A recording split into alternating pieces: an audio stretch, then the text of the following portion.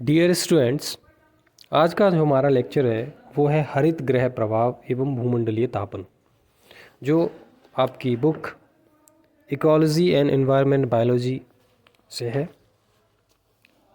ये जो टॉपिक है ये वर्तमान परिदृश्य में पर्यावरण से जुड़े हुए मुद्दों से बहुत ज़्यादा मेल खाता है, बहुत ज़्यादा इम्पोर्टेंट है। आपके सिलेबस में ग्रीन हाउस प्रभाव को पढ़ाने से पहले मैं इसके कुछ बेसिक नॉलेज आपको देना चाहूँगा कि ये टर्म कहाँ से आया, ये नाम क्यों दिया गया ग्रीन हाउस। ग्रीन हाउस होता क्या है, इसकी उत्पत्ति कैसे हुई, इसमें कौन कौन से ऐसे कारक हैं जो इसको उत्पन्न करने के लिए रिस्पॉन्सिबल हैं। जैसे मानव ने उद्विकास के दौरान अग्नि को उत्पन्न किया, अग्नि के बारे में खोज की,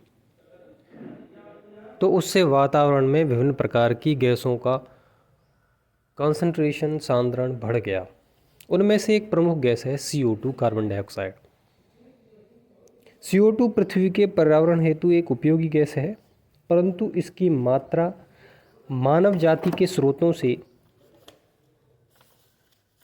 बहुत ज़्यादा बढ़ गई। पृथ्वी के तापीय संतुलन को इसने असंतुलित कर पृथ्वी के तापमान को बढ़ा दिया, जिससे व्यापक व हानिकारक प्रभाव होने की संभावना हो गई। CO2 तथा कुछ अन्य गैसों के कारण पृथ्वी के तापीय असंतुलन का बढ़ना तथा तापमान में वृद्धि होना ही ग्रीन हाउस प्रभाव कहलाता है।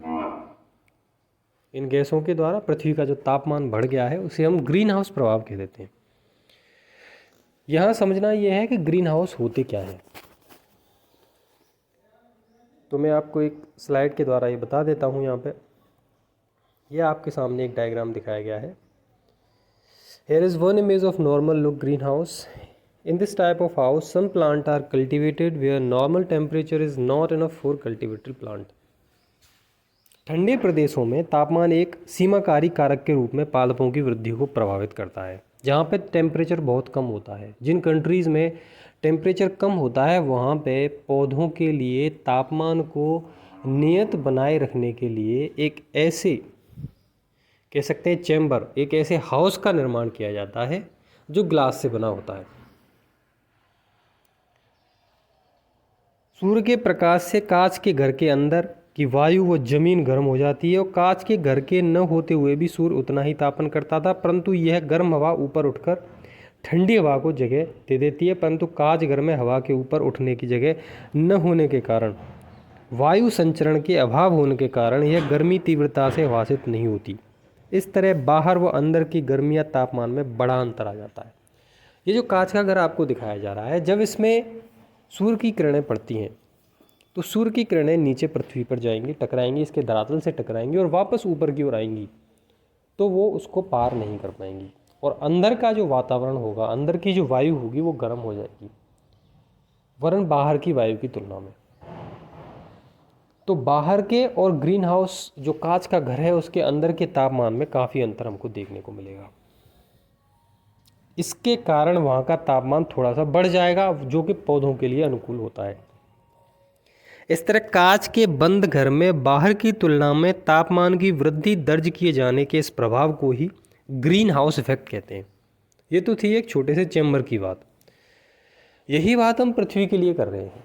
वर्तमान में मानव की विभिन्न गतिविधियों के कारण, औद्योगिक विकास के कारण, विभिन्न प्रकार के वाहनों के कारण, जंगलों की कटाई के कारण और जनसंख्या वृद्धि के कारण इतनी ज़्यादा ग्रीन हाउस गैसों का उत्सर्जन किया जा रहा है जो ऊपर जाके एक तरह से ग्रीन हाउस का निर्माण कर रही हैं, एक तरह से ऊपर एक आवरण बना रही हैं। कहाँ हमारे जो वायुमंडल है उसके ऊपर एक आवरण बना लेती हैं। जैसे ही उसमें से प्रकाश की किरणें धरातल पर, पृथ्वी के धरातल पर पड़ती हैं और धरातल से टकराने के बाद जब वायुमंडल में ऊपर जाती हैं तो ये ग्रीन हाउस का आवरण जो ऊपर बना हुआ है वो उनको वायुमंडल से बाहर नहीं जाने देता, जिससे कि पृथ्वी का जो तापमान है वो बढ़ जाता है। इसे ही हम ग्रीन हाउस प्रभाव कहते हैं। इसी के द्वारा धीरे धीरे पृथ्वी का तापमान ओवरऑल बढ़ता जा रहा है, जो कि ग्लोबल वार्मिंग का मुख्य कारण माना जाता है। तो इस डायग्राम में मैंने आपको ये बताया था कि किस प्रकार एक ग्रीन हाउस जो होता है वो ठंडे प्रदेशों में पौधे के उत्पन्न करने के लिए, पौधों की ग्रोथ के लिए रिस्पॉन्सिबल होता है। दूसरे डायग्राम में देखो, एक डायग्राम बताया गया है इसमें यहाँ पे ये सन की लाइट यहाँ पे आएंगी ग्रीन हाउस के अंदर, यहाँ पर टकराने के बाद वो ऊपर बाहर नहीं निकल पाएंगी, जिससे इसका जो टेम्परेचर होगा वो बढ़ जाएगा। सेम प्रोसेस यहाँ पे अर्थ पे हो रहा है। अर्थ की बात करें, ये जो अर्थ के ऊपर ये ग्रीन हाउस का एक गैसों का आवरण बन गया। मानव की एक्टिविटीज़ की वजह से बहुत सारी गैसों ने ऊपर की ओर आवरण बना लिया। जैसे ही पृथ्वी से सूर्य की किरणें यहाँ पे आईं तो वो उससे टकरा के बाहर नहीं जा पाई, वो अर्थ के ऊपर ही रह गई, जिससे उसका टेम्परेचर बढ़ गया। इसी को हमने ग्रीन हाउस फिनोमेना कह दिया। तो इस डायग्राम में आप देख सकते हैं दोनों के ग्रीन हाउस इफेक्ट जो है वो क्यों नाम दिया गया है।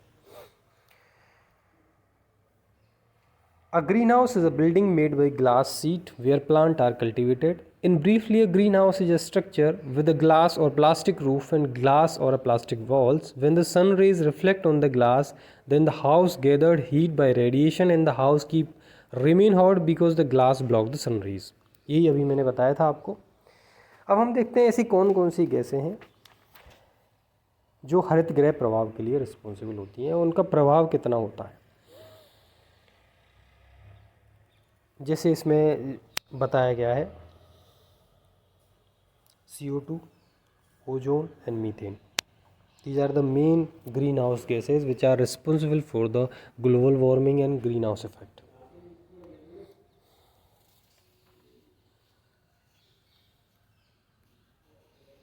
अब हम देखते हैं main causes of green house effect. Green house जो प्रभाव हुआ है उसके मुख्य कारण क्या है, क्या कारण है कि उनकी वजह से।